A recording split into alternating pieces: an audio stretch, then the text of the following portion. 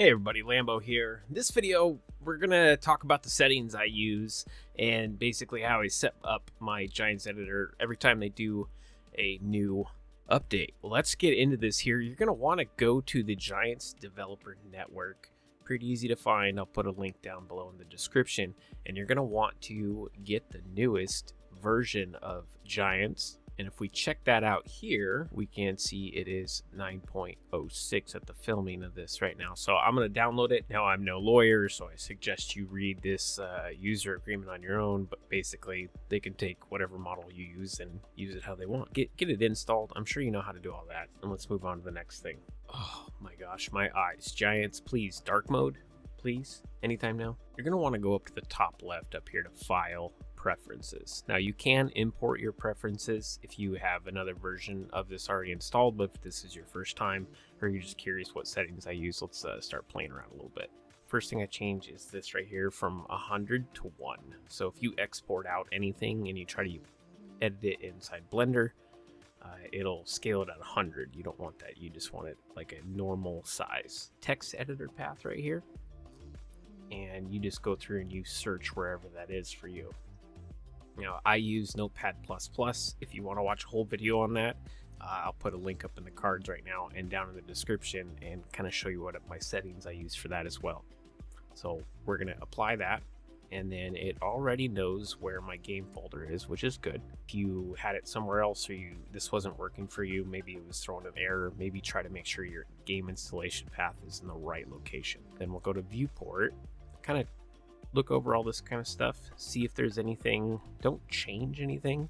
Your Gizmo size and your Gizmo frame. This is how big. There's a little Gizmo that's going to show up here. I'll show you in just a little bit. And you can change the size of that. Maybe it gets annoying or it's really hard to grab. You can come in here and do that. Next we'll go to scripting. Nothing new for you here. If you know what to do here, then you wouldn't be watching this video. Shortcuts. I do recommend looking over this as Control B, interactive placement, is going to be a super beneficial shortcut. This allows you to select an object and put it wherever you click next. Super useful. And then Control D for duplicate. You're going to be doing that a lot. And Control V, your normal copy and paste and undo stuff, but especially undo, right? You're going to go through that a lot.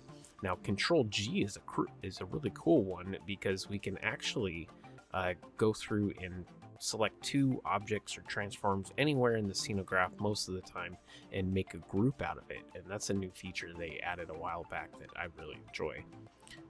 The rest of this, kind of take a peek over it, see what you want to learn, and don't change anything unless you really want to. So we'll just hit apply. We'll close that down. Now, some of my first scripts I like to do is I like to have my 16x maps. So whenever I load up a 16x map, you need to apply a script so you can actually view it in Giants Editor. So we're going to cover that script thing next. Now, here is the script I'm going to be using. I didn't make this, and I'm not really sure who. This has been passed around a lot from time to time, so maybe you don't know about it, but I will copy it down in the description below so you can use it as well. So we're going to come into here and we're going to go to Scripts Editor under your window. Now we will go through and create a new script. Create new script. And we're going to name it 16x view. And there's tons of different things you could do making scripts. So now you have a new script you see that popped up down here. And I'm gonna paste all that information that I had before this right here. Oops. That's what I want. There we go. Now that will allow me to view 16x maps and not have it all wonky. We'll hit save. And that's how you add scripts to the bad boy. Earlier we were talking about the Gizmo size, and this little circular lines, all of this, you can move it left, right. These boxes will make things bigger. There's also like a free grab right in this, or scaling. There we go, right in the center. can't remember it all, but if you wanted to change that gizmo size, say you were working with like engine parts or something like that, and everything's really tiny and close together, the gizmo is pretty huge still. We could actually just go through and change that. This next part, I'm going to cover all of the windows that open initially, and then we'll walk through a couple more. So the first one you're going to get here is your SceneGraph. This is in order, look at it like a GPS map. GPS signal lost. In 20 yards, turn around, rerouting. You have arrived. So we're just going to add a couple cubes. Remember that Control D I talked about earlier? Let's just duplicate a whole bunch of those. Now, using the SceneGraph, you can actually cut stuff. So I cut one of those squares, click on an object, and paste it into the next one. And now this top one right here is what we call parented. And the one inside of it is called a child. And we could, if we really wanted to, we could add another child to that. So you could go Control C and Control V, and now there's another child in there. So if we were building something and we wanted to stack these together, now when we move that top one, all of them will move. Earlier we talked about that Control G to group items. Now let's say I want this cube and that cube, which if I was to just copy this out of here, it wouldn't be the greatest. So we could just click there, and I'm going to hit Control G, and it actually makes a group out of them, and it creates a transform group right in the center. So say you had something you wanted to spin perfectly, right? It creates a transform control group right in the center of those, where they both still maintain their normal properties, so you can adjust them, rotate them, scale them without messing anything up.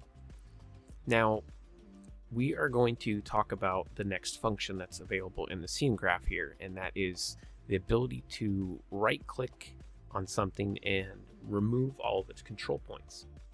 We are going to now take a peek over at the attributes panel to talk about this function that's in the SceneGraph. So this cube right here is completely zeroed out and 1:1:1 scale. So if we wanted to make it 2 scale, right, so on and so forth. If we were to move this on the blue, which I believe is the X, no, it's Z, my bad.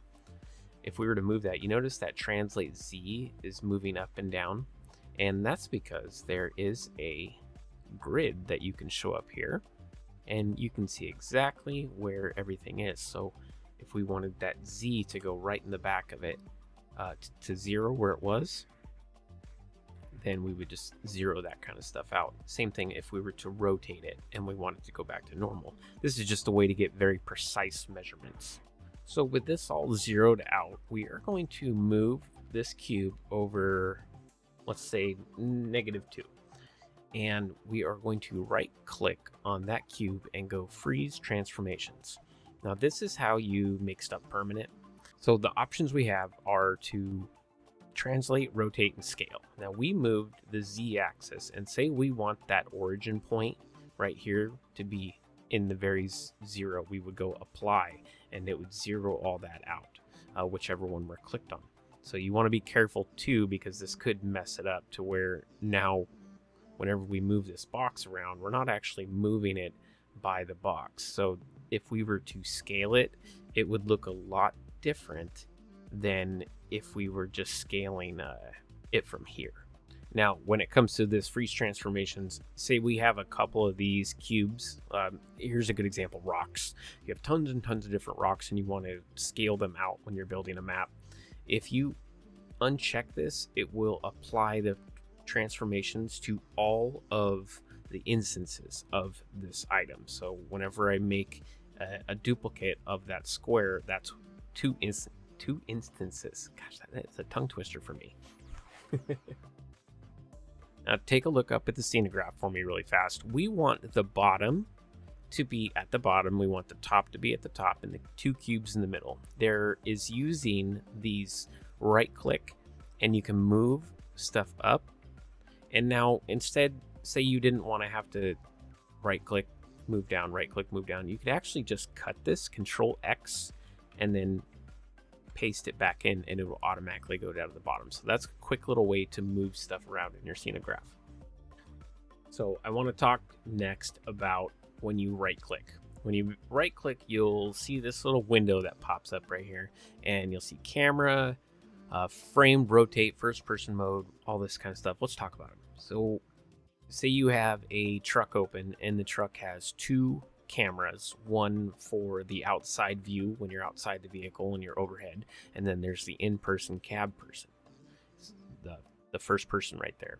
You can then switch between those cameras easily like this, and the frame rotate, I don't know 100% on this one. You are so dumb. You are really dumb, for real. First person mode, this drops you, so we're not on a map, so we're just continually falling forever and ever and ever. In order to end this, you see we're still falling. You would end out of first person mode, so you really only want to hit that on a map, but even then it can be fun. I recommend trying that out. Next we'll get into wireframe mode, and that kind of makes it easier for aligning things up. You know, if you're trying to build something and you can't quite see a bunch of parts together, you can go into wireframe mode. If you go back to shaded mode, it'll show that. Next we have show, and we don't actually have any lights or audio in here, so let's add a light. We're going to change it to something you'll see in game, maybe like a spotlight. So that's kind of what a light looks like. And we're not going to talk about how to edit that in here, but we will show how to hide it, because when you're working on a mod, it can be super annoying having those in your face constantly. But when you do your lights, you can bring them back like that. Same thing with audio sources. So I don't actually have an audio source. Where are we going to find an audio source? There we go. That's what an audio will look like. And if you want to just hide this stuff while you're working on your mod, right click. There you go. And for the most part, I leave everything the same. I might hide the cameras. Selectable is a different story. So let's go back to show. And these can be super annoying when you're working on a mod. Is anywhere I click, I will end up clicking on that stupid light. Because it's very large. So when you're working on a mod and you have lights everywhere, you'll probably want to select the lights off for selectable, and then same thing for your audio sources. And if you need to edit the light, just click on it in the SceneGraph like this, or same thing with the sound. That's just a lot simpler to do. And lastly, we have our grid, which I already showed you. Turns it on and off. And then we have our poly count, which in the top right corner, usually, where'd my grid go? But if we select something, poly count, you'll notice right up here where it says triangles, vertices. So you can make sure stuff isn't too big. When you are loading in models from like Blender later on down the road in your modding career, I hope, it will tell you, give you an error down here in the console if the model you're bringing in is too big. You definitely want to pay attention to that. One thing to note on cameras, if you're curious what camera you're in, you can just look at the bottom left hand corner and it'll tell you right now I'm in a perspective camera. So when you open up the editor and there isn't a camera in the mod or whatever already, the editor will just create a camera for you to get in. So keep that in mind if you're building a mod and your perspective is all the way down at the bottom. You can't actually get rid of it. Let's try to cut it. It'll give me this current active camera. So what we would need to do is create a new camera, right click, go to cameras, hop in that new camera, which you can see right here. And then we would be able to delete that, and then we would be using these index path, which I haven't even really, I did a little bit of touching on attributes, but I think we should probably get into that now. So I'm not going to talk about individual attributes. Let's just talk about what this square means, what the game is telling you about the square. And if you think this is too beneath you, you know, whatever, but I'm telling you, learn the basics before you try to get really crazy with this. So attributes, let's take a peek at this. You have transform right here. You got the name, the ID. Most of the time the ID doesn't matter unless you're trying to match something up later on in your advanced. But this is very important, your index path. This is the GPS coordinate. This is the GPS world. This is your world, right? And here is a list of all the items in your world in chronological order. So it matters. As I click on the top, you see 0, and I click here, you'll see 1. So if I tell the game that 1 is my body, then I go to move it, like I put in some code and then I move it, we will now have an error because the game is looking here, which is top, which is different than what it's supposed to do. These actually start getting pretty complex when we start putting stuff as childs and parents and stuff like that. Because you'll notice here, we're going to make a couple duplicates, then we're going to cut it, put it in. Now we have a range of new index paths here, 0, 0, 1. Now we're moving into our next ones where it's 0, 1, with this little dash thing that's right above your enter key on your keyboard, then a 0. Okay, hope that explains the index path. Going down and locking the group. This is kind of neat because if it's unlocked and this is the parent, whichever one it is, it's this one. Oh, my camera's selectable. That's why camera's selectable. So that's the cube. That one's the bottom. But say these are all closed up and every time I click on this parent, I want it to just grab all of the things that I made. Say you built a wall or a rock wall or something, and you just want to drag it all in one piece. Just go through and lock the group. And now if you click on one of the children and it's all closed up here, it'll just select the group that you've made. Now, next part, the translate, the rotate, and the scale. Translate, left, right, up, down. The rotate, I hope you understand that. These are basics here, and those change, and you can kind of get some weird funkiness going on here. Now, say you want to rotate or translate, and the game is just not letting you get the angle that's beneficial or easier.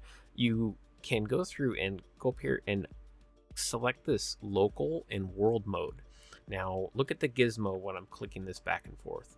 One allows me to go up, like straight up and down from whatever angle I'm at. But if I hit local, that gizmo changes and allows me to move it at a different angle.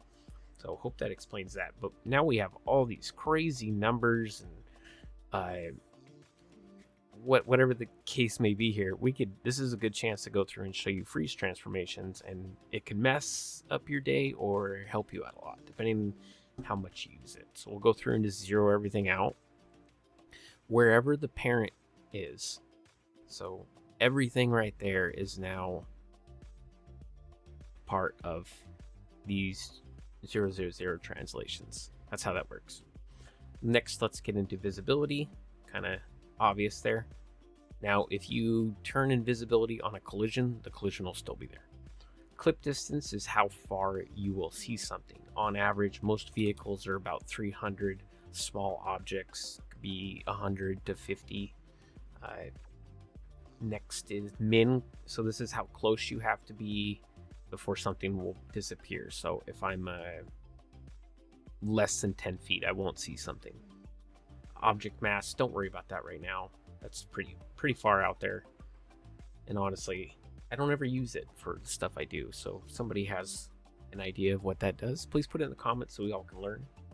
And timestamp right now. We got LOD, don't worry about that right now. And rigid body, this is going to be something if you're trying to make a truck or something, just randomly new vehicle, this is going to be something you're going to want to look into. And as soon as we click that, you will notice you get this extra tab that pops up here. Now, we can click there and it's going to give us a few different rigid body types. We have static, which is never going to move. And never moving, and yeah, not even with the finger of God. Dynamic, this is going to be more like your trailers, trucks, pallets, anything that has a collision that moves. Now, there are what's called compound childs, which is usually a collision that's inside of a dynamic collision. So trucks. Now, on the truck, you have your main collision for the body, but then you have these smaller collisions that are going to be used in like the bed of the truck. So if we were to make a vehicle, we would go dynamic and we go to compound, not dynamic, and that would be it.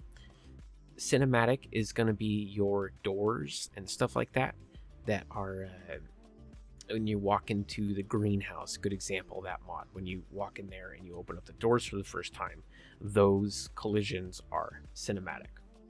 Now, if it's a trigger, you will see that most of the time you're going to be using triggers from Giants. So in the SceneGraph, they'll have the name trigger. You could come right over to the attributes panel, wherever we made that rigid body at, and you can see if it's a trigger or not.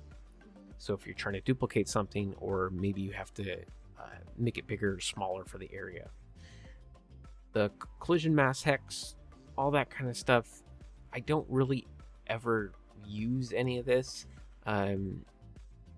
for right now, so I'm not gonna get too deep. We gotta kind of limit what we can. Let's go to the shapes file really quick.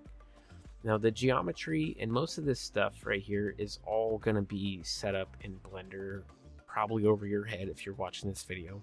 But one thing you usually want to click is this cast shadow map and receive shadow map. If you don't click this, the sun won't cast a shadow on any of your stuff. Non-renderable. So when we click this, you'll notice everything we want.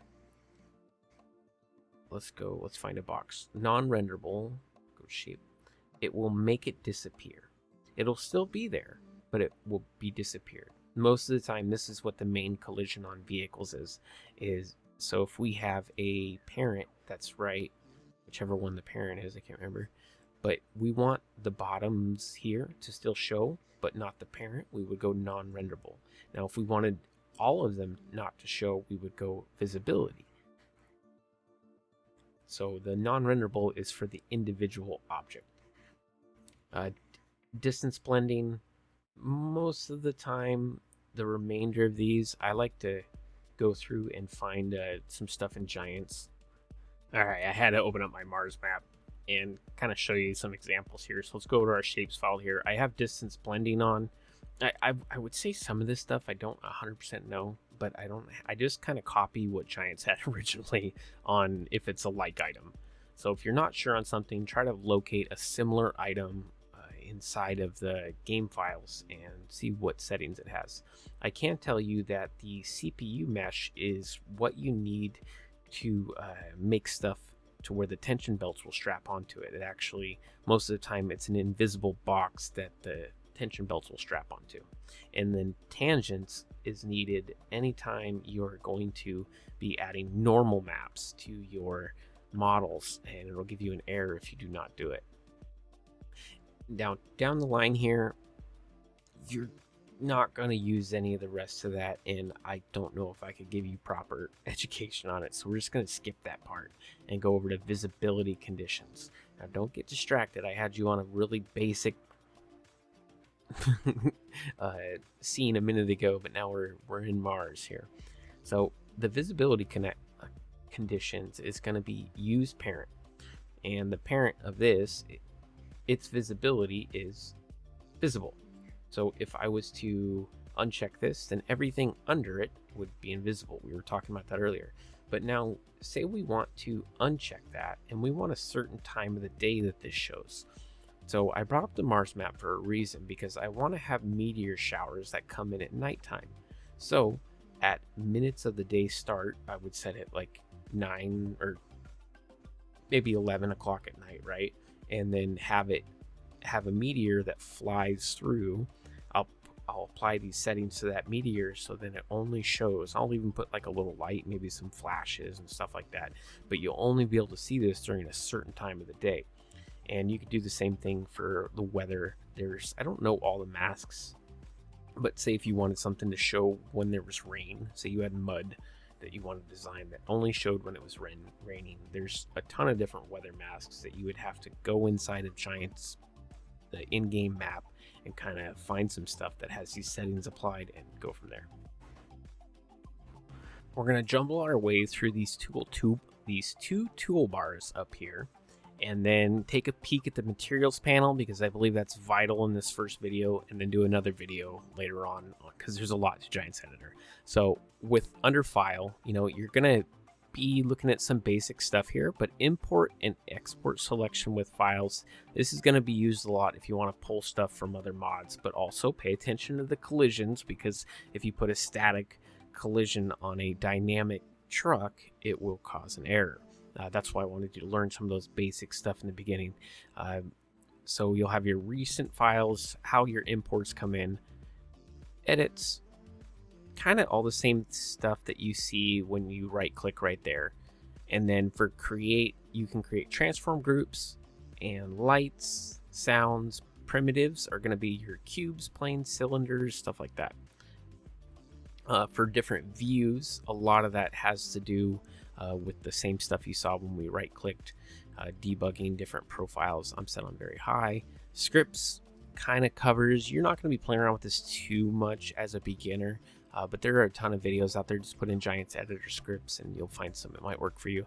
Now these are the different windows that we could bring up, and one of the most important ones is going to be this material editing panel, which we're going to open that, and it usually pops up down here.